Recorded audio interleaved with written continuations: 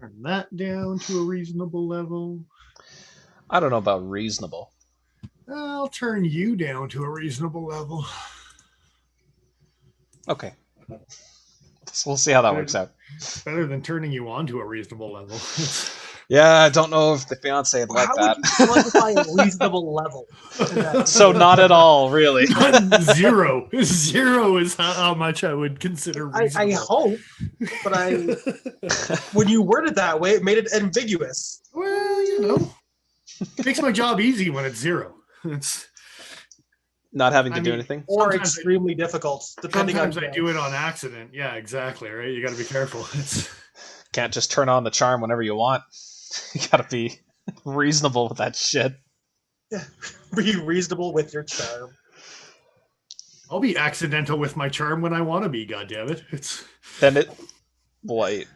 Oh no! Accidental charm. What the hell does that even mean? I don't know what it means, but it can't be that important. Well, it's a little bit charming though, just like not even on purpose. By definition. Terrible. I'm just glad that nobody else was here to listen to that. Well, I mean, I have no idea who's here and who's not here. It's just us, I think, right now. No, there's a few people. Oh, there's a 4. Yeah. Hey, Justin. Thanks for joining us, man. Cheers. Cheers indeed. Oh, I haven't had one of these in a while. They're really good. What are they?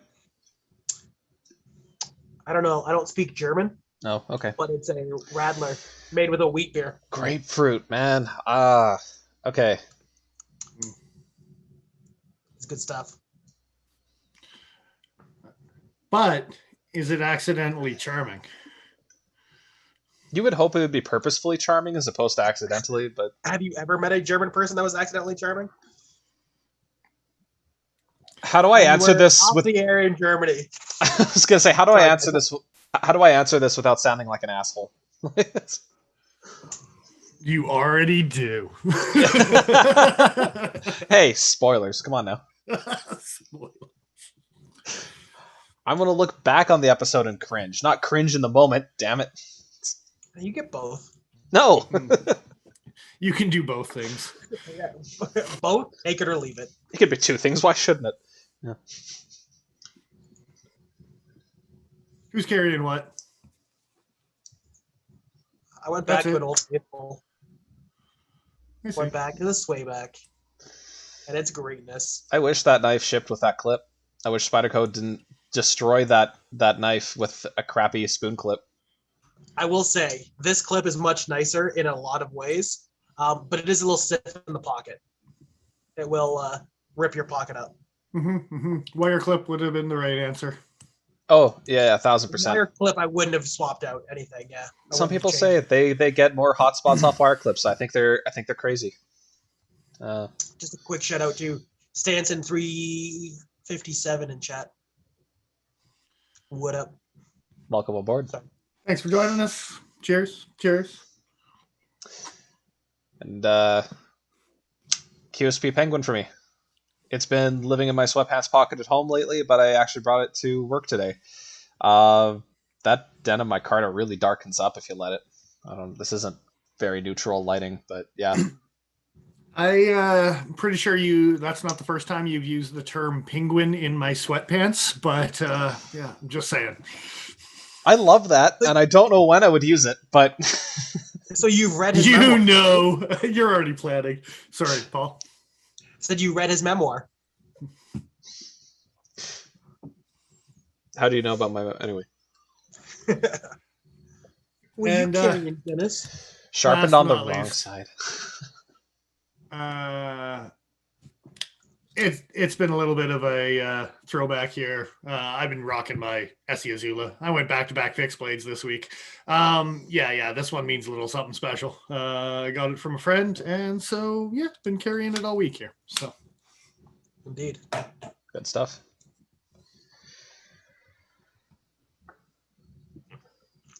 And come on, Ben, Ben, what's going on, brother? what about you guys in the comments? What are you guys carrying?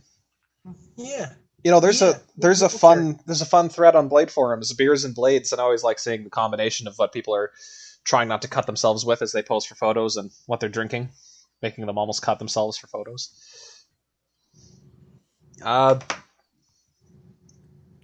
Well, you know, everyone bleeds for Instagram. So Midnight Prairies, At least once. beer Dennis got me onto.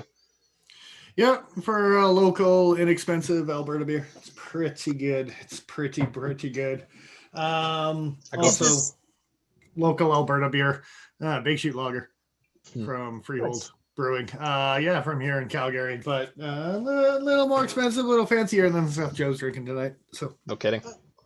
I appreciate the fact that Ben is rocking a Guinness and a QSP Valkyrie. Very cool.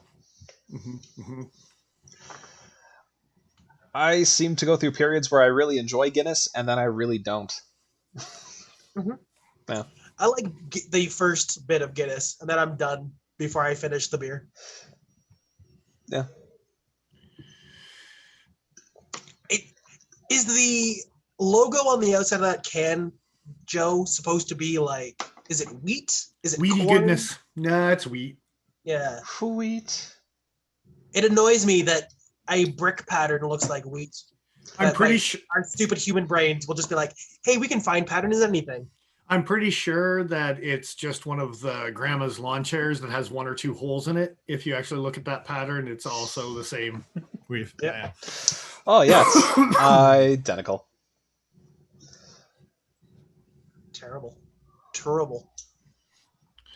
So we're talking about some things tonight. Yeah, I know. Probably. We all seem a little more tired than usual this week, but I don't know what you're talking about. We're good to go. I'm going to make fun of whatever you have to say, Joe, so let's do it. I was going to say, where do we want to start? Fine. Warncliffe blades are now more attractive to people who realize that cleaver blades are useless. Fight me. Yep. I don't have to fight you. useless. You can fight yourself from like a year ago when you were trying to push a cleaver blade on my ass. You fight On your ass? It's, What cleaver blade was this? I think it was when we were doing the Spyderco rock review. Oh, yeah. And you were trying to justify a piercing tip, and my counter argument was, or I can just buy a knife that already has a tip on it, type of thing. Yeah. I appreciate that. Apparently, Ben has gotten into enough Guinness that he forgot which knife he was carrying. It wasn't the Valkyrie; it was the Harpy. Ah, I see. He left his Valkyrie in his sweatpants. There you go. So With the penguin. they're having a party. The penguin's always there. The penguin. It's a penguin party.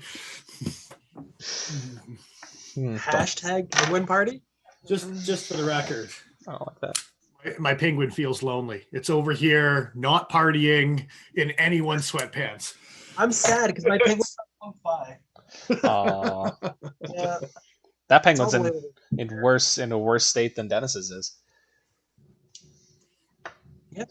I find with my penguin, if I don't carry it for a little while, the color kind of goes back to, I won't say original, but much lighter. The sweaties dry out of it.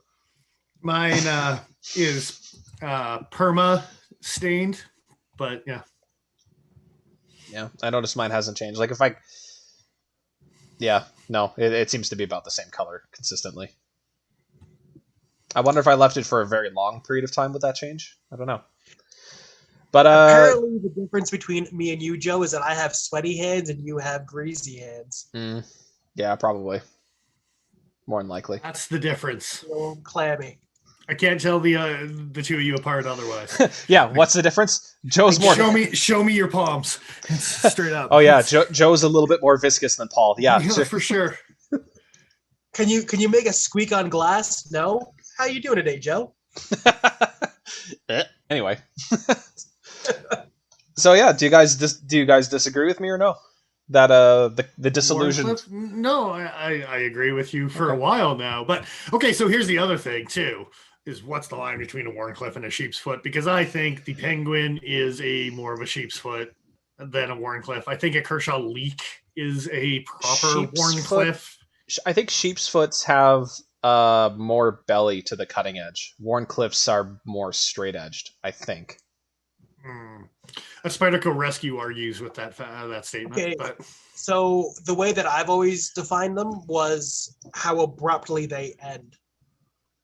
And if it's more tapered out, then it's a Wharncliffe. And if it's a sharp, like this is kind of almost in between them. This one I would call either a sheep's foot or a Wharncliffe. But that's been like kind of the running joke for the last year or so. And even like Blade HQ got in on it when they were talking about like reverse Wharncliffes and like modified. You can just use the word modified and it'll be whatever it is, right? So I think that's where this is the biggest reason for it is. I guess it is the spine. Huh. Wharncliffes and sheepsfoots typically have straight edges, it looks like. And then it is the spine that defines it. So I guess that means the penguin is a sheepsfoot.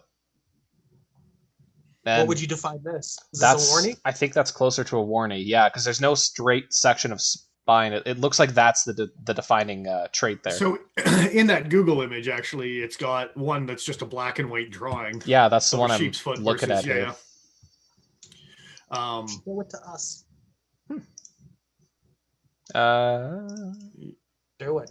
Yeah, I'm doing it. I see. Yeah, there's only like this section right back here that's parallel. And I've heard that in some definitions as well about a Wharncliffe being a straight angle on the spine coming down as well. So this Wharncliffe has a little bit of a curvature to it in this black and white drawing, but like Viking Sax type of style almost, or like a Scottish Dirk. Where the CRKT spew is a great example of it. Yes. Yeah. And which is a Ken Onion fixed bladed version of the leak, but Ken Onion can't sue himself, so what's he gonna do? Make more money, because that's what Ken Onion does. He'll show you. No, that seems like more like a Lynn Thompson thing to do. Can you have a hybrid sheep's clef? Sure, this is a sheep's clef by that definition. I was going to say, like, pretty much anything in between those two extremes, I figure would be some sort of hybrid. More piercing power versus more stability. I don't know. What do you prefer, sheep's cliff or a worn foot? Don't warn my foot. It Both knows. of them sounds like things that they aren't. You got to be really hard on the F in sheep's cliff. Terrible. I hate it. Thank you. That was enjoyable. Yeah. So anyway, I think as cleavers become less popular, these blade shapes are going to become more popular. Well, and you noticed a bit of a crossover. The cleaver thing kind of like took over for a while, and now you've noticed that like Wharncliffe and Sheepsfoot stuff is starting to kind of mold into those trends, and tons of people are like, yeah, I'm really onto Wharncliffes lately. And you're like, yeah, that's a sheepsfoot. And anyway, I know what you're talking about. Yeah, me too. Yeah. Well, I think I did get these. I think I got these two confused earlier. So I can't make fun of people too badly, but that's okay. Some of us can't. As long as somebody's able to, because I mean, why the hell else would we be here if not to make fun of people? I just realized I have a perfect example of the sheep's foot, and I don't have it here. It's over there. Oh, I actually don't. Cool story, bro. Yeah. Yeah, kind of same thing. I actually don't know where the hell this knife went, but you guys remember those Victorinox little grafting blades that were chisel ground, black handles. A vegetable knife, I believe, is what it was called, or a pruning knife, or something like that. I think it was a pruning knife. I really like that thing. I wish I knew what happened to that. Cute little slip joint, though. Yes, sheep's foot. You are correct, sir. Yeah, I dabbled on the Spyderco Rescue as a true sheep's foot type. Yeah. And I believe if you look in Spyderco's catalog, even like on the last page of the blade shapes, even though some of them are questionable on what their definitions are, they do actually have a pretty good like diagram of blade shapes that I pretty much agree with. Just a quick shout out, yo to John in chat. I'm gonna call that John, a happy warn. Freedom Weekend, John. Cheers. Happy Freedom Weekend. Cheers. Cheers.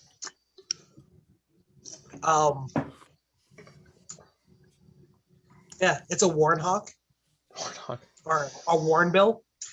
This one specifically, because it does have a little spike on the Warncliffe to hold the seatbelt in. If you zoom in on those blades. Oh, right, the little hooky. Yeah, Because it's very blunted at the front. Yeah, it sure is. Yeah. But it extends in front of the edge. It's just a little bit. one of those baby birds that has that tooth to get the egg There you broken go. apart. Sure. Yeah, for sure. One day it'll grow up to be a real eagle. It's in this case more of a vulture, but yeah, just the way that the blade shape looks, right? But Yeah. Ben is saying that the assist looks pissed off. Yeah. I think it's the finger grooves on the back of the spine of the blade there that really help with that. It's got like a gator crocodile kind of thing going on. there definitely is some crocodile thing going on. Yeah. Mm-hmm. This is the one that if you squeeze the blade into the handle, it pops the carbon at the back, right? The rescue has that. The assist does not. Oh, doesn't the assist? I don't believe the assist does. I believe specifically the rescue does. And the rescue, I think. I could be wrong. But... There is a retractable on the assist. Yeah. Yeah. Retractable carbide glass breaker extends from the butt end. Okay. Maybe it's one of. Maybe I'm wrong. Maybe it's backwards. Well, the assist has which one were you thinking? I thought it was the rescue that had it. I don't think it is the rescue because they don't have the finger grooves in the back of the blade there. We can read the description here quick. Again, I could be wrong. Yeah. The rescue. Yeah, the rescue is just the sheep's foot. The assist is all of the things. Yes, looks to be the case. I had it backwards. Yeah. Okay. Man, both of us are getting shit reversed today. That's not. No one's jumped on making fun of me, so I'm just going to ride with it and make fun of other people and pretend like I didn't screw up there. It's fine. That's the way you got to do it. We'll get there. Yeah. We'll get there eventually. Well, speaking of, Dennis, you got a topic? Mine was just kind of a look at. Yeah. We're on Spyderco. I have a Spyderco topic that I want to kind of rage about a little bit. So, because I'm raging and stupid things. Okay, go to Spyderco's homepage because you're already there. I might know both of your topics this week. And then just go to the 2021 catalog. Okay. Mm-hmm. If you just scroll down, the 2021 catalog is just an icon that you can click on type of thing. And then, it says reveal or catalog. Just go to the catalog. 21 product guide. Okay, what page are we going to? Go to page 4748 to start with. We're going to get some good old pair of threes out. We're going to chat about a pair of three and maybe a pair of two. And then I'm going to call some shit. Oh, yeah. Okay. Yeah, this is my topic. Okay. This is my topic. Okay. Well, this is one of. I don't know if I have a second topic. I might piggyback on this topic. I think so. I'm going to piggyback off of this idea, though. Okay. Before we move on to a different topic. So I'd like you to zoom in on the blade there. Oh, gee. Either the black one or the silver one. Yeah, I wonder why you might want me to do that. I wonder what we're going to find. Have people noticed, and especially the 11 watching, 7 or 8 that may or may not be the ones on our own screens type of thing, as well as hopefully more people watching after we record. Anyone notice that this says S45 on it? So, yeah. The black ones, the Digicam ones, actually, if you scroll over to the next page, the black and Digicams are all now S45 as well, both with the silver blade and the black blade. The black on black, black on silver. And then if you keep scrolling, you get to the PM2s, which are also, you sons of bitches, S45. Thanks for telling us. Thanks for saying anything. Oh my God. Okay. So Mr. Eric Lesser comes on to SHOT Show Reveal 2021. Was it Blade HQ? Was it Knife Center this year? I can't remember who actually got the spotlight for the SHOT Show videos. I think it was. But I think it was the one where Eric had like the wall, had the brag bag of the Spydercos behind him and he was pulling stuff out, right? Yeah. So caught up on showing us a white straight spine stretch and a K390 police model that might actually become a knife one day, that they didn't dabble on the fact that PM2s and PM3s are switching to an S45. Like, to my knowledge, nothing was said in any of these videos about I don't remember making a switch to S45. I can't say I recall hearing anything about it before. I looked at the case, said, I wonder if Dennis knows about that. So the whole time, like nothing. We were going anywhere. off on our video about SHOT Show 2021, and we talked about Spyderco, and we just ragged about how nothing was new. And you're right, this is not new.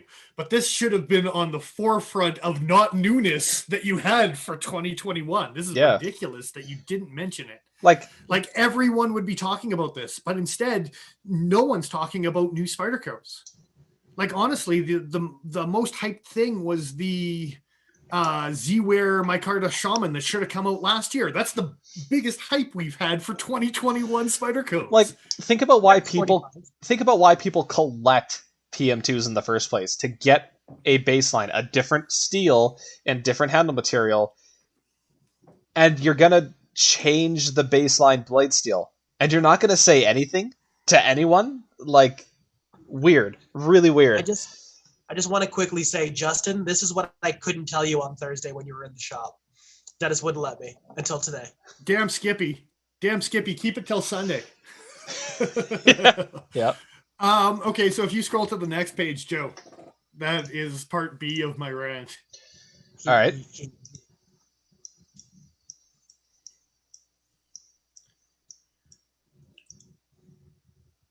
They made a left-handed version.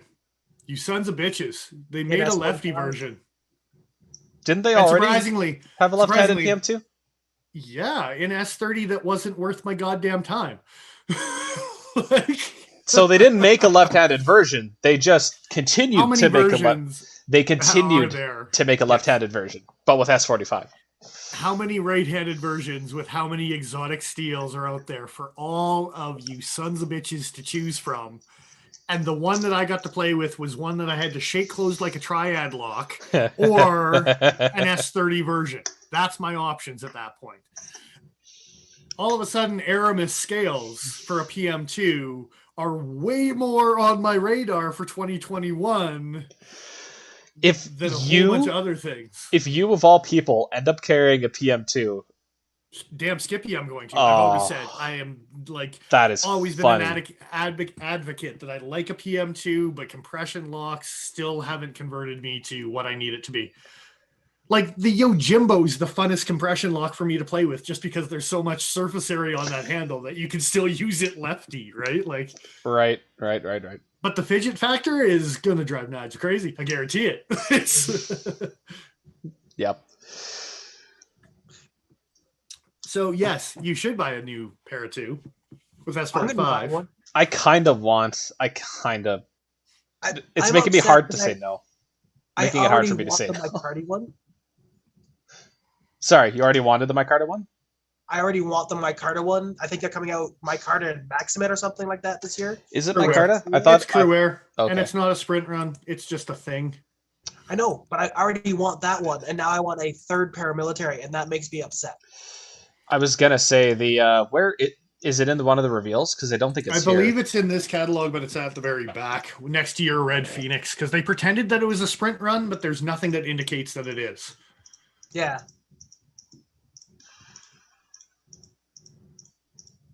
At the back, you say? I believe it's within the last 2 or 3 pages where, like I said, did I just scroll over it and not notice? I don't think I missed it yet. I'm going dizzy. I know. Did they? Yeah. Okay. I don't like maybe it's just in the reveal. Maybe it's in the number 7 reveal, and it wasn't in 2021. That might be the case, because I'm not coming across it here. Is there a toothpaste blue, Para 3 or sorry, PM? Is it Para 3? PM3. It's just the Para 3, right? Yes. And the paramilitary 2. Yes. So stupid. Does the Para 3 have a toothpastey colored handle and S90V? Or is that a sprint round exclusive to Blade? That was an exclusive to one of like Cutlery Shop or something like that down in the States, because they've done the toothpaste with a whole bunch of other steels or with other knives. It's available on Blade HQ right now in teal FRN. Maybe it was the Blade HQ exclusive. Maybe it's 2 or 3 stores, because I know sometimes they do that where multiple stores get them. S90, and it is FRN, don't get me wrong, but $140 for S90 is pretty freaking killer. Yeah.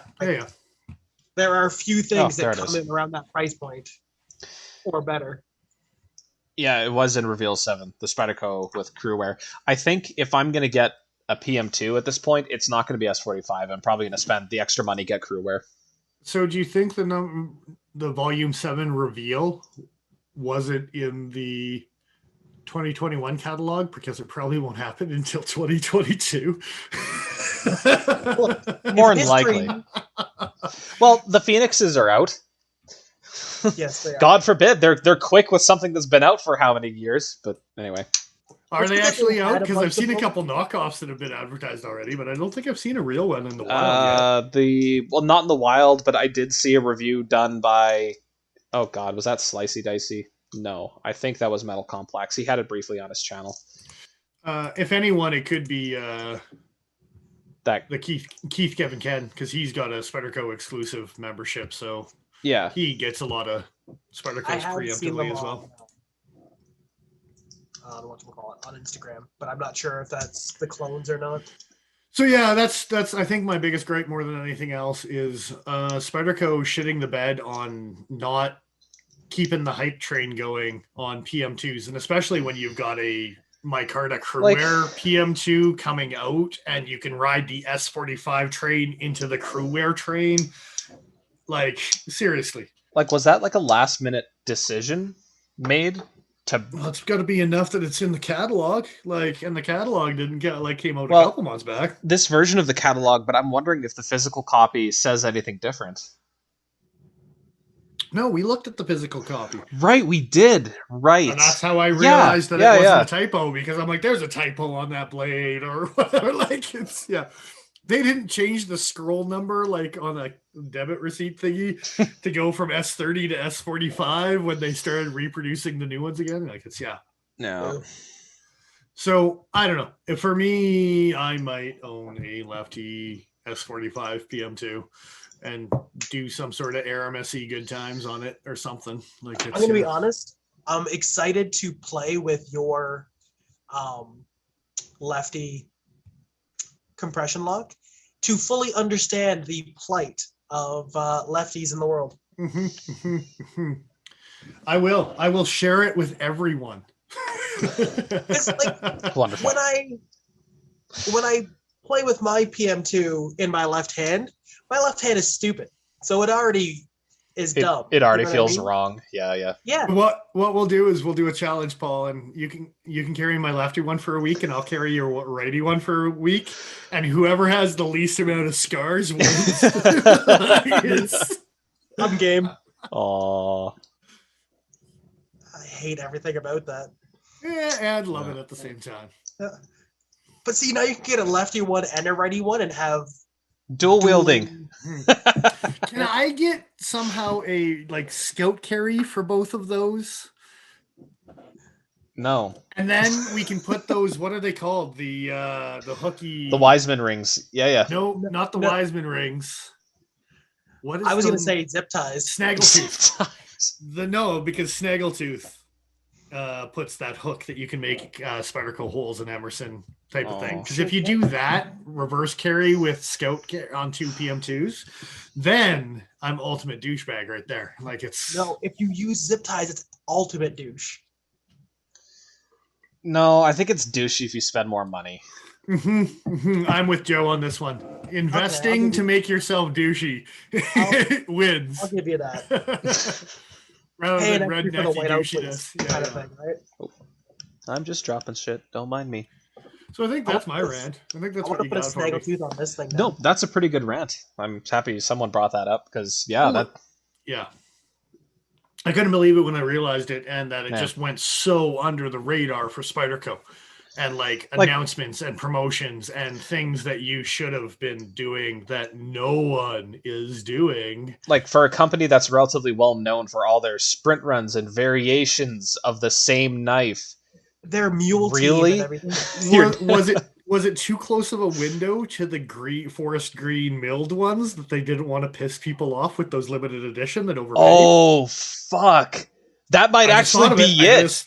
I just thought of it. Maybe it was shit. We'll just let this one happen, and then people who paid $350 for a PM2 instead of $220, because I don't think the price is going to be changing very much on these new ones. When was that sprint? That was in the last reveal of 2020, like right? But we fully serrated one. We physically just got the PM3 with the S45, and the price point did not change for Canada very much at all. Maybe $10 tops type of thing. So this entire steel change, I already know, there is no price difference. I genuinely want to order a fully serrated S45 one. That's disgusting. If I'm going to have 3, I might as well have a weird one. Actually, you know what? That's a good point. You already have 2 others. So, what's your other 2? You've got a normal purple with S110 PM2. Yeah, and the crew wear micarta one that I'm definitely going to buy. Oh, okay. So you're going to get a fully serrated lightweight PM3 is what you're saying. No, the lightweights don't have S45. Never mind. Actually, G10 still. Can you get fully serrated in Spy 27 for the PM3? That might be worth picking up just to play with. Speaking my language. With the lightweight, I'd totally get a fully serrated PM3. That could be nice. And then you can put a zip tie on it. I mean, I'll have to take it off my Delica. Terrible. I could only have one knife in my collection with a zip tie on it. I only have one zip tie. You gotta reuse it for different projects. Physically pop out to reuse it. Don't judge. I mean, definitely judge, especially in this case. Gonna judge a little bit. Judged a little bit. Yeah. I can prove you wrong. All right, someone talk about something else. I'm going to talk about my zip ties. I don't know. I'm just saying. I think we're done here. Yeah. It's funny, but yeah. Surprisingly, the purple S110 ones are still using S110 and not S45. It's. What do you mean? Just for the record. You stop that. But yes, obviously they haven't changed. Jesus. Maximate, I'm still surprised, is a full-time run. Oh, they have Maximate too? Like, stop making me want to buy paramilitary knives. Can you get a fully serrated Maximate? We've got. I don't know if that's an option, but you're lagging right the hell out. Yep. Dennis is God. Well, in memoriam, we'll look up and find out. Yeah, I want to know if I can get a fully serrated. His ghost is still with us. Yeah. Sorry, was that the PM? No, hold on a second. Maybe if I just look up Maximate. Was that the PM3 you wanted to know if it could come in fully serrated? Or he wanted? I don't want the G10 Para. I want the lightweight Para 3 serrated or Para 2. Oh. Well, I'm gonna see if Mac. Yeah, he's completely gone out of the image now. He'll probably rejoin in a sec. There doesn't seem to be an option for it, and they're completely out of stock. So, yeah, I imagine putting serrations into Maximate's not an insignificant pain in the ass. I don't care which one I get now. I just want a Para 3, fully serrated with something that's not BD1N. Is my only caveat. I've been curious about Spy 27 for a while. Not curious enough to pull the trigger, unfortunately, on a lot of these, but let's find out if fully serrate. Nope. They don't give you the options down here. They don't say anything about it. Yeah. Click on it and see if there's options as far as like click on what? I go into technical specs and there's nothing, and description there's nothing. When we were looking at the I'm back. The catalog or whatever, you could see a picture of the knife and then the fully serrated blade at the bottom of the image, and I was hoping for that. Oh, welcome back, Dennis. I'm just looking for something that's in stock right now. I probably shouldn't be looking at the new product reveal if that's the case. I just want to find something that's in stock and check the options to see if I can spider edge it from there. But I don't even know what would have that option. Just a standard PM2, right? You would assume. PM2 definitely has a fully serrated option for sure. Oh, are they? I've seen them. Sold out. Oh wait, no, that's a sprint run. Okay. Man, this is a lot of jumping. They're out of stock on so much. Okay, I guess this isn't a question that's going to be easily answered today because everything seems to be out of stock. It could be that everything they're producing is just being sent out to. At one point in time, are we wondering if we can get half or fully serrated and half serrated? Is that what you're wondering? I don't care what half serrated. I just want to know. I want a fully serrated pair of something. At one point in time, if they have a P on the end or an S on the end on the codes or anything. Oh, there you go. The PM3 had options, right? Yeah, the PM3. It has a drop-down menu, but it only gives you the option for a spider edge. Because I guess probably that's the only one in stock or something, right? Like I imagine they're so backlogged trying to get supplies out to their distributors that they don't have anything left for their own store, which, I mean, fair enough. It's the way that should go, yeah. Well, maybe this is just the writing on the walls that they're about to get bought by GSM Outdoors. Everybody else is. Might as well join the club. I said this earlier, but you stop that. That would make me sad. Okay, well, that was a somewhat interesting tangent, but we got anything else to rant about? Well, I'm sure you guys do. No, I think it was the whole Cleaver Warncliffe thing. It was just a very small observation this week. I wasn't going to rant, but I was going to talk about the fact that May's Buck of the Month knife is the Marksman. Oh, and yeah. How weird of a knife that thing is. And I want it. And I can't have it because Buck mistakenly believes that you can't have those things in Canada when you totally can.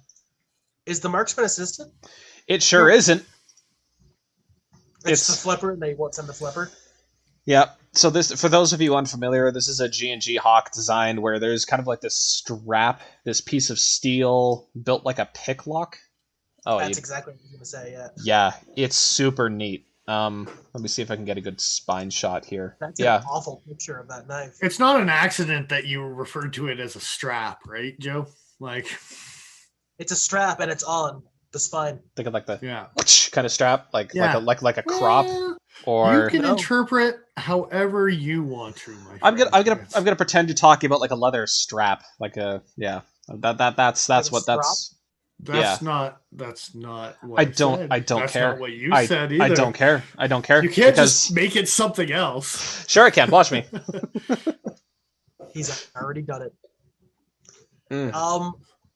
The thing that I always found interesting about the Marksman is that you can adjust the lock interface from like at the butt end with a torque screw. Yep. So if your knife is not locking up fully, or if you've got blade play, you can tighten that up and adjust that out, which is kind of a cool feature and also kind of concerning that a company added that as a feature to a knife. It's like, this is going to get lock rock. You can fix it though, so it's all good. Well, different companies have done different things to address that particular issue, right? Like CRKT just doesn't give a shit with their button locks, so they don't temper the buttons, so they create crazy rattle. They don't care. Yeah, it has nothing to do with has nothing to do with machining tolerances either. I'm sure with CRKT, it's just no. But that being said, Bach, for that matter, it's not machining tolerances. With a button lock, you should be able to get some pretty rock solid lockup, even if you're like in the ballpark.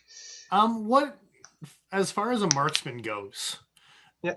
Do they have a select model, or can you only get it in the Pro S30? Well, you used to be able to get it in two different versions, and now I think it's actually discontinued. Because if you look up Marksman, the only version that comes up on Buck's website is actually the Stormtrooper colored version. Okay, because they had an S90 version at 1.2, but I thought the standard was an S30. Yeah, you bet they did. Jesus, I wish. Pete from Cedric and Ada has one. I believe it was like a blue and black handle, or a blue carbon fiber handle, maybe with S90 or something. Yeah, that's the one that Pete from Cedric and Ada. That's the one he owns. Oh yeah, okay. I remember seeing that one with the inlay. Yeah. Good God, that's a good looking knife. And Blade HQ has them, thankfully, on their sold out section. Yeah, I would pay a goofy amount of money for that knife, unfortunately. Now, the question I was asking was the select model versus the pro model. Like, did they have a 420 high carbon, or was it always just an S30? I think no, it was never S30. I think it was only ever 154 CM. Oh, really? Yep. They went right down the middle on that one. Yeah, super weird choice. But a reasonable price point. Even like full map pricing or MSRP was like 160. And to dive into some mansplaining a little bit when it comes to Buck, Buck Select is 420 high carbon. Normally, Buck Avid is either the Sandvik or the 154 CM, and then normally that Buck Pro is the S30 or better, right? Yes. So it's weird that they went with the Avid kind of lane of with the normal one. Yeah, I thought they did a select and a pro, because they do that quite often, where they do a 420 high carbon or they do an S30 type, and that seems to be Buck's bread and butter, right? Yeah, so. I honestly think the reason they didn't do that was because this is a G&G Hawk design. It seems like whatever licensing G&G Hawk does, they seem to be one type of knife, maybe two if you're lucky for the run, and they're designs that don't stick around super long. Like, I think the induction might actually still be in production by Kershaw. Nope. I looked the other day, tried to find it. It's fair not. enough. Well, that's too bad, because I swear to God, if I could find this, to bring more in. If I could find that at M390, I probably wouldn't carry anything else. To be perfectly honest, if this knife that never existed actually existed, yeah, I'd be really literally happy. the only change would be to the blade steel. That knife is awesome. But anyway, G&G Hawk likes to. I don't know whether it's written into their contracts or whether they can only afford shorter runs or what the deal is. But like even I forget if it's called the Gearhead, but that Mantis knives that I ordered that has the gear in the pivot, I don't think that's in production anymore either. They did a super short run that was available through Mantis Knives. They were the ones producing it for a bit. So but the Marksman is another one of those knives that just kind of my lead around to the steel conversation, my whole roundabout way to get here, is you're paying $130 for D2 on that Buck of the month. The Buck is actually using a worse steel than what the original came with on the low end. But on Blade HQ, it says the MSRP is $159. Yeah, so a little bit higher. Even though they're selling it for $119, they do say the MSRP is $159, whereas this one is $130. So maybe, depending on... And they're already sold out, so you guys can't get one at this point if you haven't already. But yeah. But it'd be interesting to see what Buck actually had the 154 ones on their website. It was probably 159. It probably was. You'd imagine. Which actually lines up, but the 119, I was going to kind of rag about. You pay $10 more for D2, but yeah, that's sales pricing and all that. So yeah, 159 actually kind of lines up with that price point and the limited edition, and that's the only one you can get now, and blah blah blah type of So it's such a weird knife. I remember handling one. I think it may have been a customer's some time ago, and. Like a lot of G&G Hawk designs, very nice action. Lockup didn't really have any wiggle or anything, at least, again, in the time that I handled it. Wish I could have grabbed one. Who got the patent first, G&G Hawk or Demko for his Scorpion Hawk? They're different mechanisms. Yeah, they're different enough. Stir in the pot. Stir in the pot. They're different. The other one is a spring. That's different. Now, what I will say is with the Marksman being a flipper, that actually makes deployment a lot easier, because with a Scorpion lock and a thumb stud, your hand is choked up a little more naturally. Well, and if the flipper changes your grip, so that locky bar is going to be much more smooth on a flipper knife than it is on a thumb stud knife. It's not like that concept hasn't been played with before. Like They built the knife around the flipper. It's amazing. Yep. The only other knife that has like a back lock type lock that I can think of that has a flipper would probably be the SOG's, like the Twitch that's over there in the junk pile. I was gonna say doesn't ones, but that's like that's a fold Isn't over. that new ZT that just came out? Lock with the back bar with the weird back spacer. No, that's just a stop pin, I think. Oh yes, it's just a hovering stop pin. Right. Yeah, no, you're right. Yeah, it is either a frame lock or a ladder. Yeah. Okay. Never mind. I'm catching a view of myself on camera, and I was just watching myself do this, and now I get to see it again. It's going to be great. That's fantastic. It's, like we were talking about before recording, and just every once in a while, your just hand needs to do one of these. And you continue on with life. It's, yeah. You just have to live with it. Usually it's when I want to slap someone. I'm sorry, I can't control it. Constantly all day. Well, involuntary, man. Stop pointing out my disability. No. The fact that I'm not disabled is the only way you said you can get away with saying that. Yep. And get away with it he shall. How dare you incriminate my fake Hey disability? man, don't cancel me. I haven't even gotten a chance to start. Yeah. Am I forgetting about the fact that the Ken Onion stylus was assisted? Did I forget about that? I think you did forget, because we did talk about it 2 weeks ago. It weirds me out that it's such a narrow knife and it's spring assisted. It's really testing out the heat treatment on those CRKT stop pins, that's for sure. It's just going to blast them right out of the handle. It's just going to blow them apart. Or the heat treatment on the aluminum handle. One or the other. You think they bothered to heat treat the aluminum? No. It's kind of a Russian roulette on which one's going to give out first with KVT and ball and assist at the same time. That reminds me of something. Okay, so the marketing... Lock rock that you were talking about? Let's throw back to that. Yeah, a little bit. No, I was reading through the Holt Bladeworks website. Their for lack of a better term, their propaganda page, talking about how great their knives are. And not to say that they're not.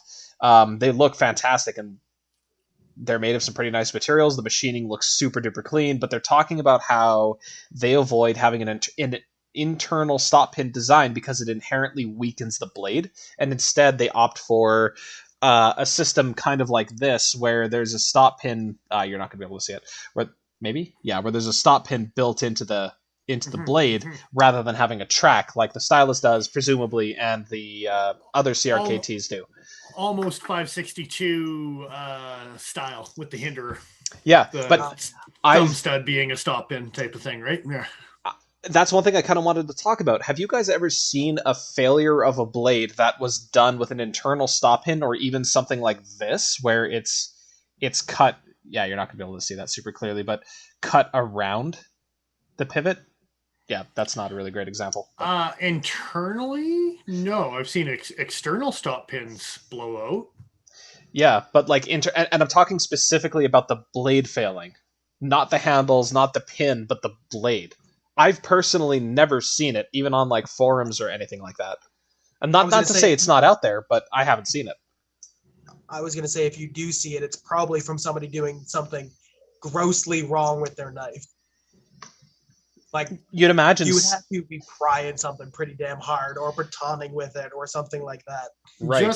Just because of how it works, the blade holding it in place so that you can't go left and right, really up and down is breaking entire blades in half. Yeah, you would have to. Like I've seen more failures on Spyderco knives where things have broken right along the plunge line because that acts as a stress riser. Of course it does, Given people were prying with their knives, of course, if it's going to fail, act as a stress riser every goddamn day, my friend. Yes, but I mean, yeah, exactly. But anyway, I've seen that kind of failure. I've never seen like an internal stop pin failure. So I wonder if that's just marketing or if that's an actual concern for some people. But I don't imagine it should be a concern, really. Yeah, and it's interesting that you say that because no, I've never seen it, and thinking about it physically, it's almost impossible. So why more people don't develop some sort of internal, even an internal stop pin machined into the handle, whether it's a plug your way, whether it's an internal that the handle has and there's a cutout in the blade. I don't think I've ever seen a failure on either one of those things rather than an external stop pin. I've got some of my... Oh, yeah, go for it. Oh, sorry. I was going to say, just so I fully understand you, Joe, the stop pins on the Holt, are they milled into the blade material, or is it a separate pin that goes through the... It's a separate pin that's set like a thumb through... stud. Yeah. I wish I had Is it that same construction? Yes. Your swayback does the same thing. My Tucson does the same thing. You can see the pin move with the blade. It's set into a hole, and then there's a track milled into the handle. Yeah. I personally am actually a super huge fan of this kind of open construction where... do I have my light? Yeah, I got a light. Where you can get all your dust in there? Yeah, exactly, right? Because then you can blast it out afterwards, and it's super satisfying. But that dust. Next time Joe lets me borrow his 707, I'm just going to reach in there with something like my tungsten carbide punch on my bailout and just scribe the middle. How do you like your exposed pivot now?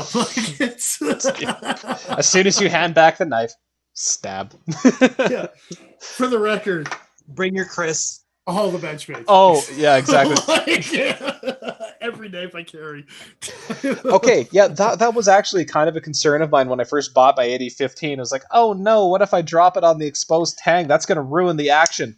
That comment came up from another YouTube reviewer, right? Yeah. And yeah. I can't say that I've ever had a problem. I've actually dropped it once. Twice, actually. And there was a slight dent on the side, but because it's hardened steel, it's not deforming all that much, so...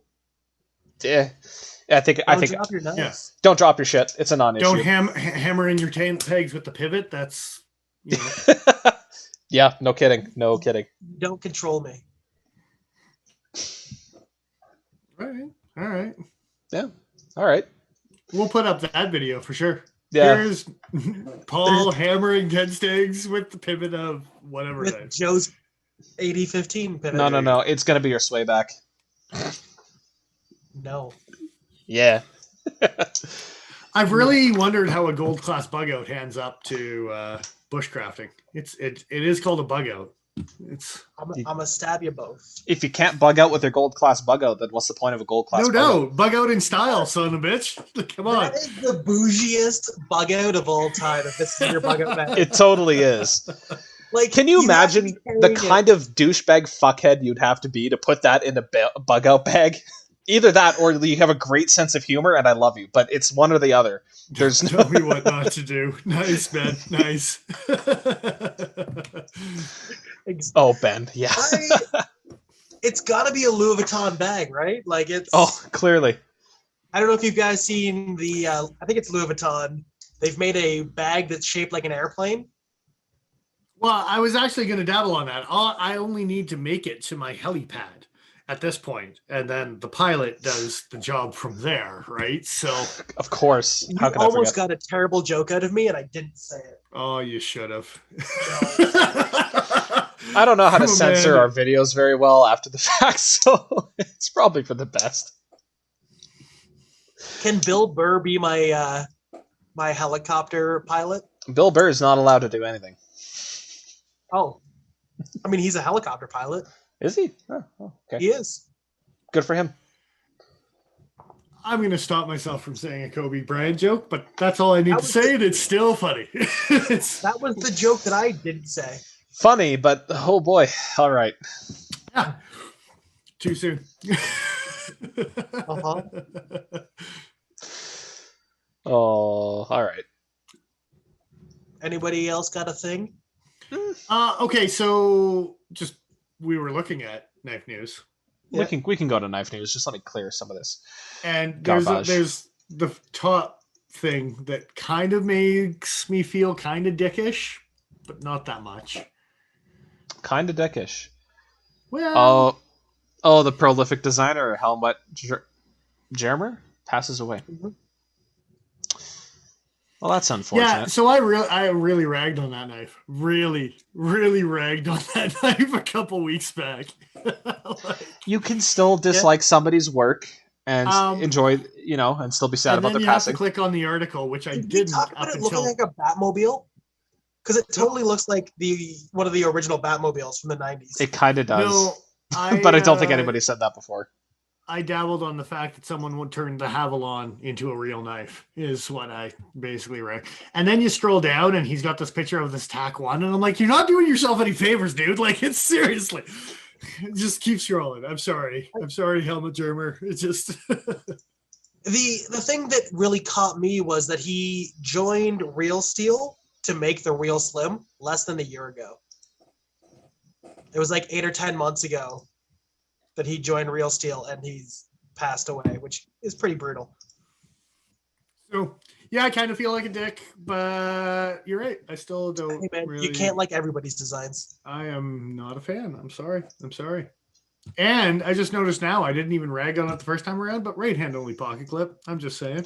That's, I think, more a Real Steel thing than a Gerber thing. It is. I really wish they would get that shit figured out, because I'd probably own that, whatever it is called with the ant lock already, if it wasn't a right hand only. If your left-handedness had been beaten out of you the way it probably should have been, you'd be fine right now.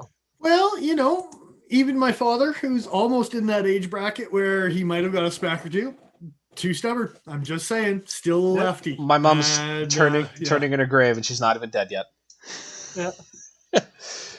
Did she smack lefties when she was young? No. Was she a big advocate of right-handedness? No.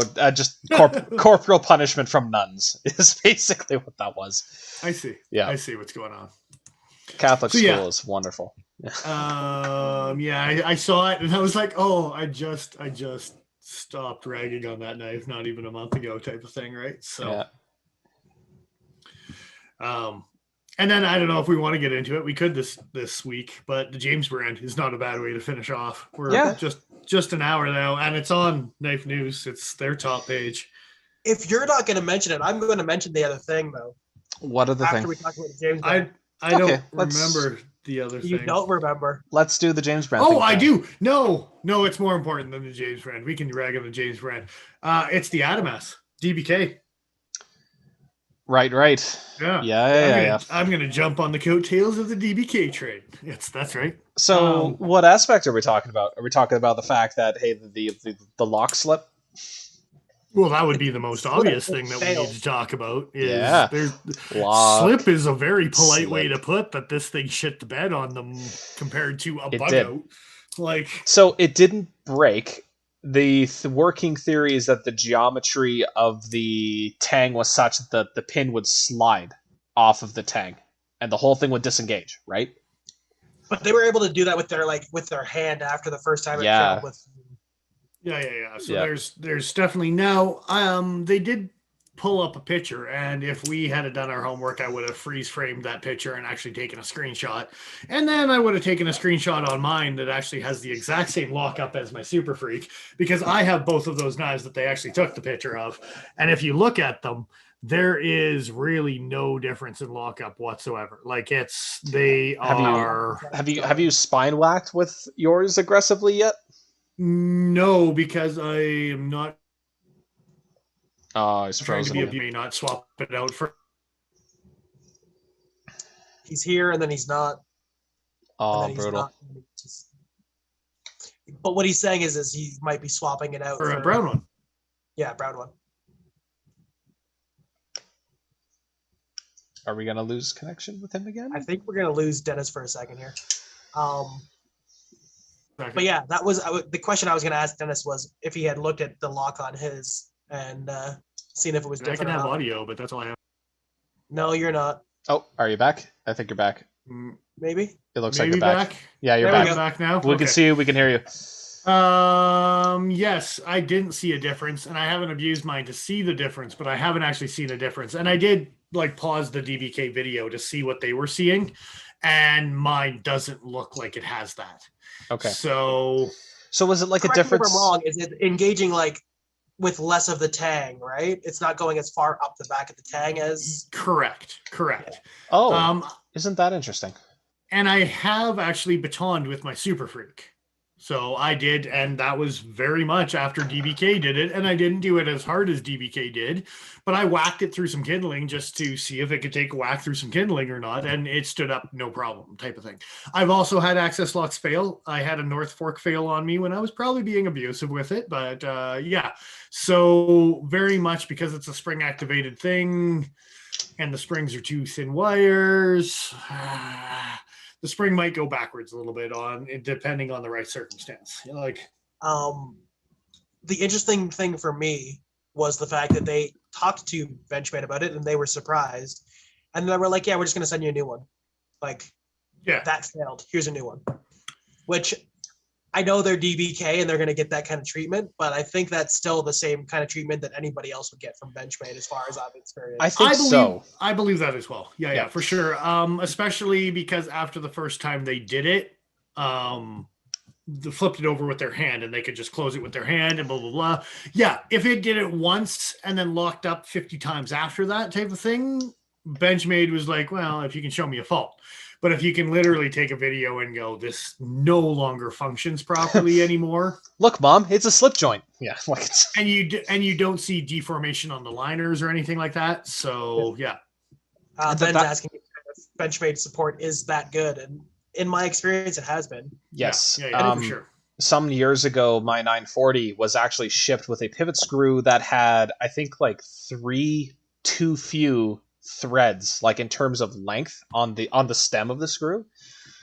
They sent me an entirely new screw without any like pics of proof or anything like that. They're just like, oh yeah, that's super weird, we'll send you a new one. And then I think like 2-3 weeks later I got it in my mailbox. They've sent me pocket clips, they've sent me Omega springs. They're pretty good about that stuff. And I mean, the geometry of their axis lock really means that the lock shouldn't fail unless you destroy some aspect of the knife. So the fact that it's slipping is definitely weird. The other thing that I need to mention, go ahead, Paul, go ahead. Oh, sorry. The only thing I was going to say is, I will say, if you do send Benchmade an email and you don't get a response back, you should probably get off your ass and email them about it. Because I asked them for some Omega springs for my 940 and then never followed up, and I haven't received my 940 springs yet. So I should probably follow up with that. You might have to pester. My rule of thumb is if you give it over a week, give it 7 days. And if you haven't heard back in a week, then throw another email out and chances are you will actually get a response. I mean, if I had to guess, it's probably been more like 7 or 8 months. Since the first time I sent the email. I understand what you're saying, but yes, as a general rule, I have had, I think maybe one occasion where I had to throw a second email saying, hey, not sure if you got my initial email, but this and this happened, blah, blah, blah. Here's connected to my first email. That is the statement of what actually happened. And within like 24 hours, the second time around, they were like, hey, yeah, here's a response. We'll hook you up. So spam filters are a thing. Sometimes you accidentally get thrown into a spam filter without and intentionally getting sent into a spam filter. So yeah. They used to have a pretty good hotline that you could call for those types of warranty claims and issues and stuff, but I don't know if it's active right now, just given the state of everything. Mr. Fisk is not in chat right now, but he has specifically told me to just call them when I said I was going to email them in the first place. He's like, yeah, if you email them, you might not get a response, but if you call them, you'll have an answer today. And Ben is right. Kershaw's support has also been very good for the most part in the past. Pretty much everything that they're dealing with, for sure. And I think you have a right to be concerned about some of the Chinesium knives, but it depends on if they have a North American distributor, or American, a Canadian. If they've got an American or a Canadian distributor, I'm not actually that concerned. QSP, Best Tech, things like that, they do actually have a rep in these countries that you can deal with. Yeah. Tucson, Apparently, maybe I can look up Everyday Stoller there that designed the 204 when I have a problem maybe with it after I buy it. He might have a good lead on a contact number. But Tucson knives, Voking knives, if I want to get in contact with either of those companies, good luck. Like, it's just not going to happen. What you do in that case, Joe, is you take a piece of paper and you write your issues down on that piece of paper. You And then fold you it burn into it. a paper airplane, and you go to an open window in your house and you throw it out, and you hope it makes it there. That's about the best chance you got. I Sounds about need my right. government mandated break. I'm going to use the washroom, guys. I'll be back in 2. Cool. I realized we were talking about the DBK thing while we had the James Brand picture up the entire time, but whatever. I mean,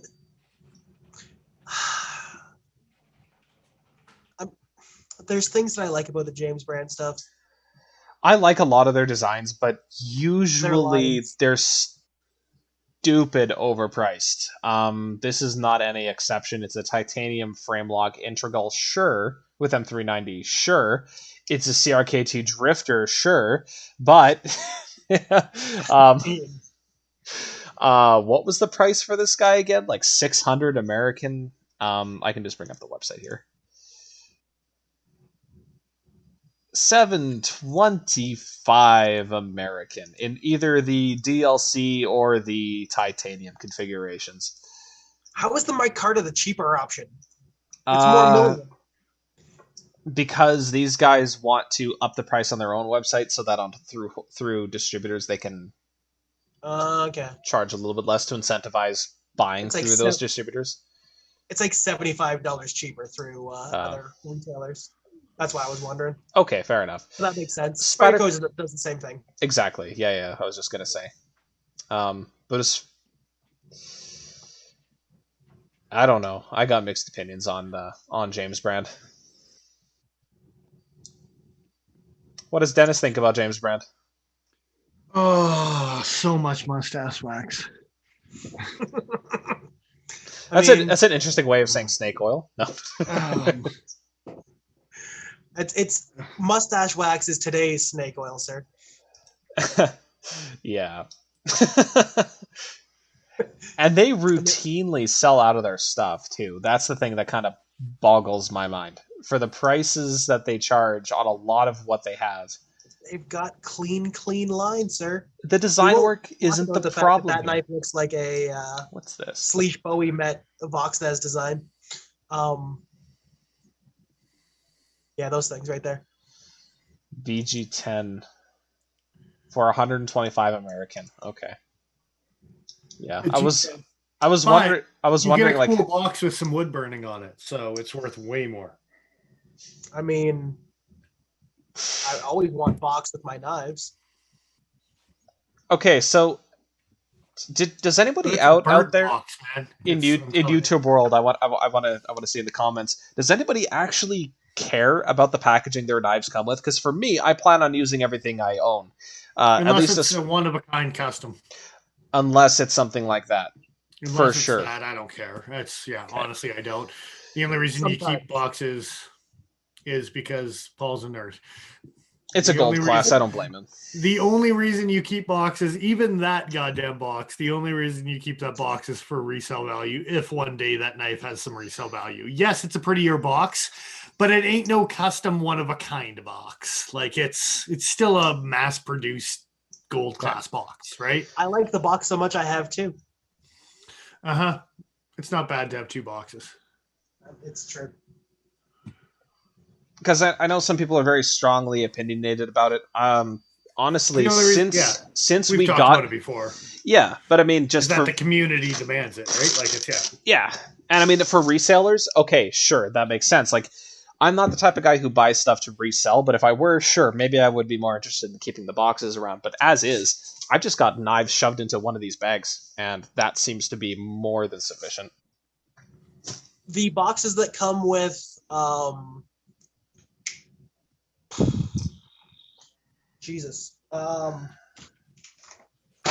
Condor. Or any Jesus, I can't speak right now. That's all right. Comment given PNW says, I don't care about a knife box until it reaches about a $250 price. And that's a fair statement. That's kind of what you were saying, Paul, is the Condor stuff, the True Flight throwers, the who cares about the box type of... No. What were you saying? I was saying that style of box. Hold on, a Condor box. Who cares? Condor box, a Bark River box, like that style of box. just a plain white box that's got my knife in it, I'm more than happy with. I don't care about it being fancy packaging, but I don't want my knife to show up in a plastic bag like some companies do. Tops, man. Why not Hey, they announced boxes. They announced Did boxes this year for 2021. We talked about it. Where were you? I don't even remember. We Man, talked about the big announcement. That's such like low tier bullshit. I no wonder I didn't remember it. I just don't care to remember because that's stupid. I bet you if I even typed in top knives boxes, it would show you the fancy black and yellow boxes that they're now coming with. Okay, well now I'm gonna have to look. But yeah, as far as boxes go, I know that it is a selling feature for some folks, so I note it. It doesn't come up. I can't find it. Anyway. It totally doesn't. They don't know what you're talking about when you put Tops Knives box. They really don't. Because they don't. Anyway. Yeah, I don't know. I just don't know. Yeah, I keep some. I don't keep others. If I've used and abused a knife, there really is no point in keeping a box because there really is no resale value at this point or not type of idea, right? So there's definitely some where I'm like, yeah, no, this is mine for life. The box can go away. I need to reevaluate my boxes. I have a lot of them saved, and I've gotten rid of I don't own a Cold Steel box or a Kershaw box or anything like that, but some of my Bark Rivers I can definitely get rid of. I've beat on them enough. And I keep thinking that, hey, this is a large enough box. I might use it for something else, like the one Bark River that I have. It came with a big box. I'm like, I might use that for storing shit. I never do. I never do. There's no point in keeping them. I mean, you could have an entire chapter of Cards Against Humanity in that Bark River box. This is true. Yeah.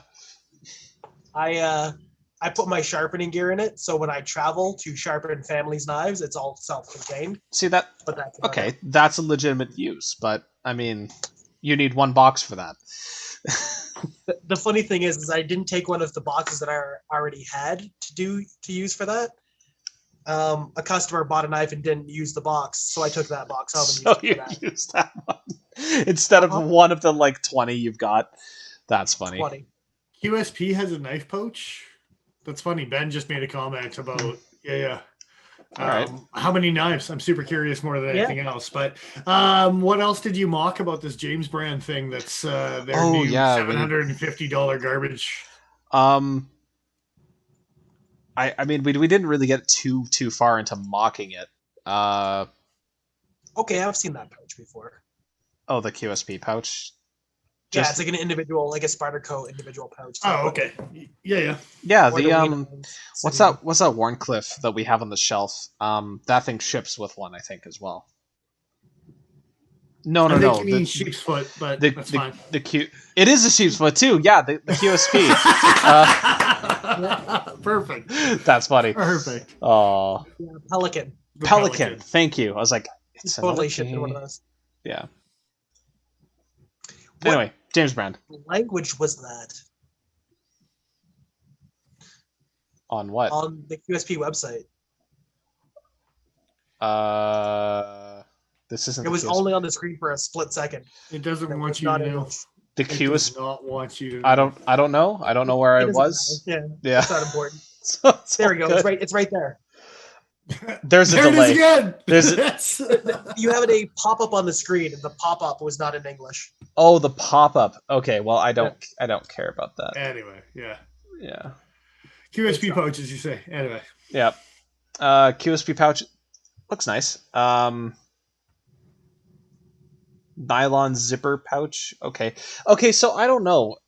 This is kind of a nice thing to have for, I guess, a knife that you want uber protected compared to a bunch of other knives. But if you already are a knife collector, why not just buy a big pouch to have a whole bunch of knives for less money? I don't know.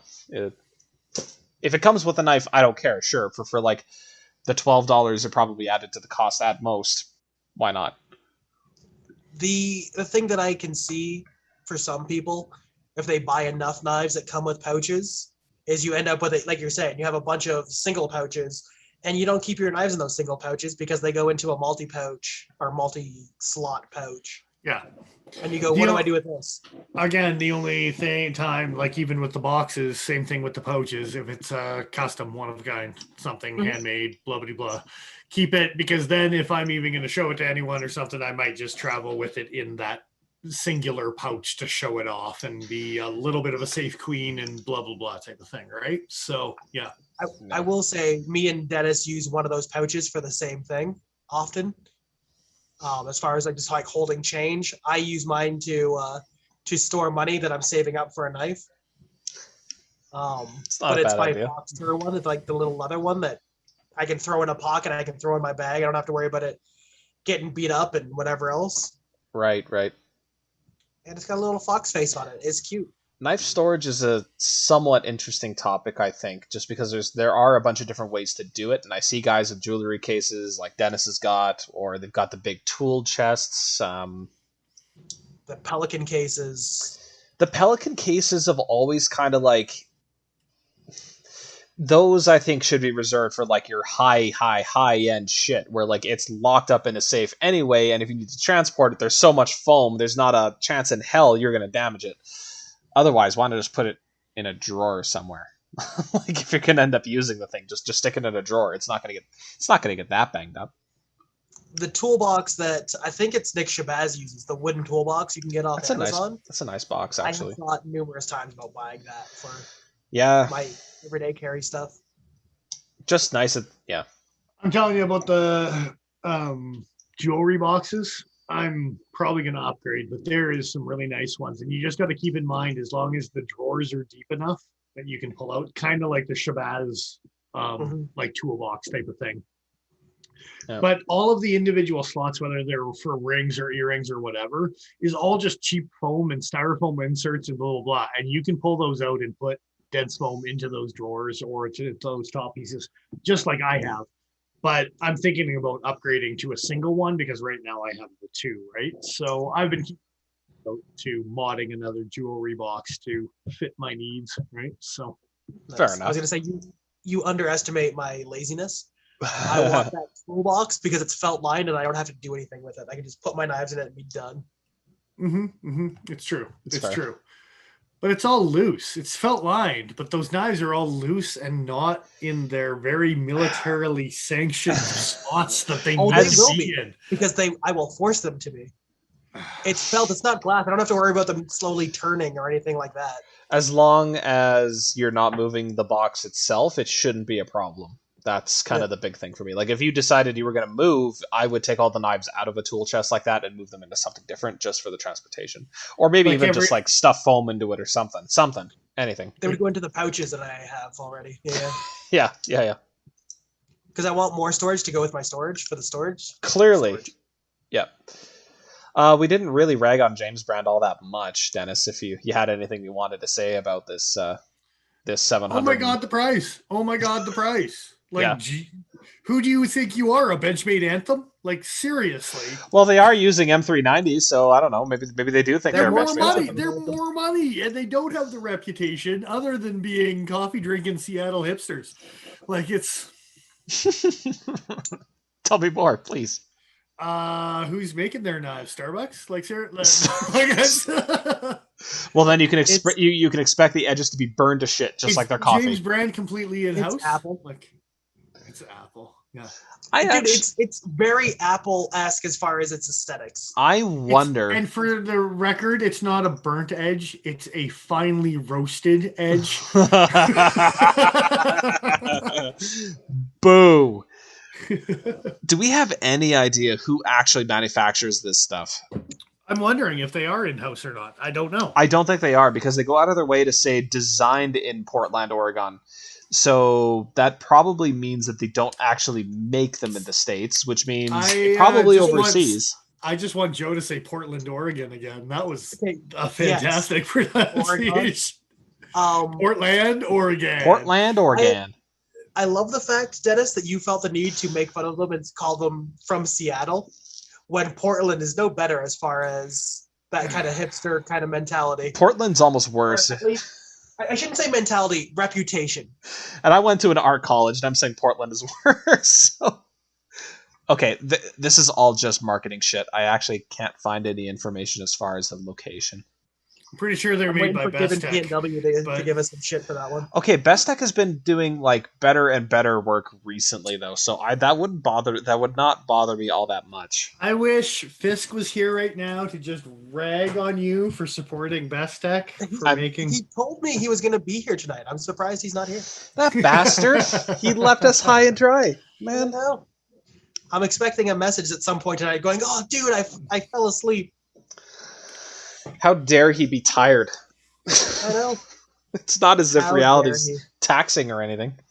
God. So I don't have a big rant, but I do have a micro rant about that James Brand. What was it called?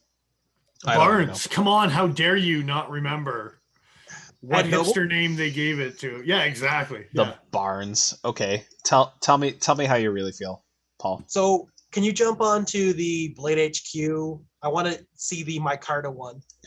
So we're talking about that, are we? We are. Okay, so here's the 3 versions of the Barnes. We're already here talking about the James Brand stuff. I didn't realize we were going to talk about this tonight. So it's about $100 cheaper on Blade HQ, and everything looks okay. You got this micarta here. Oh, look at that! You can see this nice little sexy looking, smooth, rounded inlay on the spine. This is an integral with some class, my man. And then you turn the thing over and you realize that the class was half-baked. They didn't do the lock bar side. What the hell? How do you go through the effort of putting an inlay on the spine? I bit my tongue. I'm so angry about this. It's so much harder. That's so much more difficult to do. And you went halfway. You went halfway. You got your Sebenza nearby, right? Right, Joe? And the fact that they didn't do a copper over travel pivot color stop, like, dude, that over travel stop should have been made out of micarta. Yeah, it would have been perfect. It would have been a callback to the other scale, and they wouldn't have. That's all you need. Yeah, actually, they wouldn't have had to have done any kind of inlay work on that side. They would have just done the stop. It would have been micarta. That would have been good enough for the purpose, and it would have been fine. But no, they just left it bare titanium because they're lazy and you're not spending enough money for them to want to do it. They hurt my feelings about it. So remind me what the Anthem goes for, generally speaking. I don't know, but I noticed that this version has a normal thumb stud, and the silver titanium version has a green thumb stud. I'm happy they went with a normal. They got rid of the colored thumb stud for the onlay, inlay, whatever versions. Yeah. So Blade I HQ. don't hate the green on the titanium one, but it would look way off on the micarta. Oh, it'd be so good. It would just match their grossness. So these are definitely made in China. Well, I mean, Blade HQ is saying they're made in China, so I'm going to assume that that's relatively correct. But yeah, you can see like the lime greeniness compared to like the dull gray they use for the other two. What is the black? Is it still titanium that they just anodized? Yeah. I think it's DLC done. It's titanium black. Black. That knife looks awkward. The blade looks awkward on it. Hold on a second. Okay, so they call this titanium and stainless, and then they call this black and stainless. The lock side or the face side is actually stainless? No, it's black on both sides. But it's black with a stainless steel. Stainless steel clip? Titanium body? Stainless steel body with a titanium clip? Stainless steel blade with a titanium handle? Like, who the hell knows? That's what I assumed, yeah. Okay, because there was just a brief moment there where I was like, are you telling me you're charging the same amount for a stainless steel handle? But no, they're not. I think it's... although the machining is going to be complicated one way or the other. I do like the checkering on the titanium ones as well. It's not the worst looking knife ever. Like that's kind of the thing. Reminiscent of their triangle logo. They did that on purpose. The checkering. Yeah. And that kind of bugs me that like, wow, I actually don't hate the look of this knife. Like it looks like it's a pretty decent knife, all things considered. But it's 650 American. Was it you that called it the Drifter, Joe? I sure did. Yeah, this looks very Drifter-esque. It definitely has a Drifter feel to it. Especially the gray one. Not so much with the lime green thumb studs, mind you, but close enough. Like I said, I think the blade looks awkward. It's like they took a lion steel and ground down the belly too much. It looks like a Chavez Almar, but they got rid of that Tanto to it. Well, exactly. They ground the blade. They ground the belly too much. Same with like an SR1 or an SR2. Same thing. Is they tried to just like kill the belly on it. Do you have your reground bailout nearby? I always have my reground bailout nearby.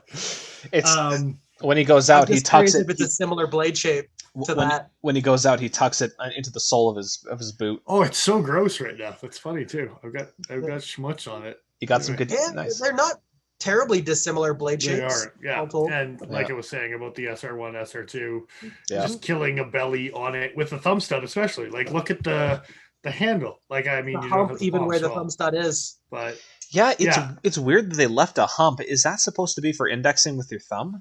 I wonder about that. Yeah, it's so you can Tarani aileron open it for all of those tactical situations.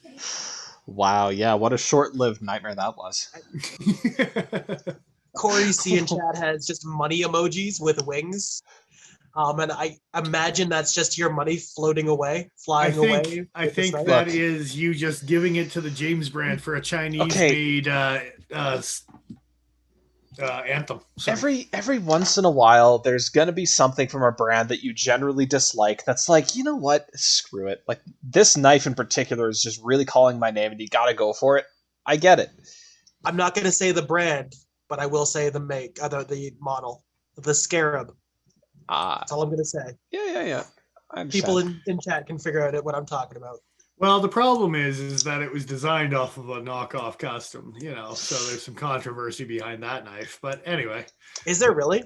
Oh, yeah, there is. Yeah. Anyway, that's another Sunday for the Scarab. I'm not going down that road. No, that's 840, but you know what? Can get to it. I wasn't aware of that. I might even make a note of that because that's a whole rabbit hole probably worth going down. It is actually worth chatting about. It's kind of funny, but... All right. So this thing is a ridiculous amount of money. If it was actually American made with the machining and the 3D milled and the whatever, the 750 might be justifiable, like a Sabenza, like an Anthem, like a whatever. But you're telling me that this is offshore design with some guy who's drinking espressos with some mustache wax, and I'm going to pay the same price? Like, so you have a Chinese made integral, which is decidedly more intricate than this knife. What did you less money? Yeah, that's what I'm saying. $200 less, $250 less. Yep. Such a good looking knife. By we no less. We is not a cheap company to buy knives from. But it wasn't designed. Well, no, I shouldn't say that. It was totally designed by a hipster. Dude, look at his logo. There's a mustache in his logo. It's awesome, and I love it. But I'm just wondering if Dennis has noticed that. No, not on this one. Also has a hump, but it's on the inside. It's on the inside where it counts. It's. You definitely won't. No, I'm not going to finish that sentence. Never mind. No, you don't. You really shouldn't. On the inside, where it counts. You don't have to finish it. I will for you. Thank you, Dennis. Oh, okay. So this is definitely like hipster shit. It's definitely MacBook sort of realm, or Chinese produced, but you're paying a premium. If this was a reasonable price, we'd be talking about that micarta version with the backspacer, inlay, onlay, uplay, whatever you want to call it. Yeah, it's a gorgeous looking knife. Honestly, I really like the look of this knife. It's way too goddamn expensive, even considering everything that goes into it. The thing that really impresses me is just how thin the edge is around that micarta inlay. Yeah, let's see if I can actually. Not many companies are doing something like that. You know what I mean? Is it bad that I like the picture on Knife News better when it's upside down than I do on Blade HQ when it's right side up? Yes. Looking at Knife News and the picture they have on their homepage is significantly okay, I don't mind that knife. Like where the turn it right edges side like that. Is it sharpened on the wrong side? No, it's not a myrtle. It's or a swayback. Oh, the myrtle. Terrible. That was terrible. Is terrible spelled with Y? Where's the leave button? It's right here. Goodbye, everybody. It's 8:45. It's about that time for sure. But sure is.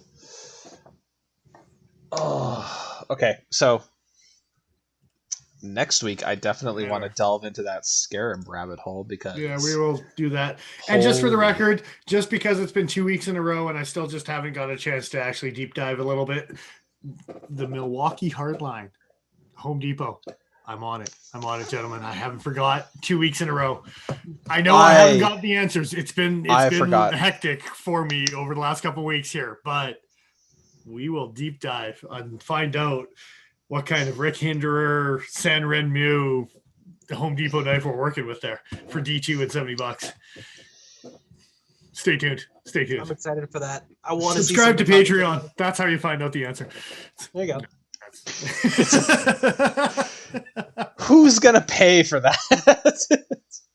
Me. I kind of want to know. I'm actually very curious at this point. Hey, look. Maybe we'll get some views from the New York Times. Maybe we will. I physically hurt Joe with that one. Sorry, bud. I lost years off my life because of that comment. I want you to know. I gave them all. I'm taking them from you. We would have got some views if it had been 4 years ago when that article was actually written. They updated it in January. Look, put your hand on the pulse, will you? Come on. He's dead, Jim.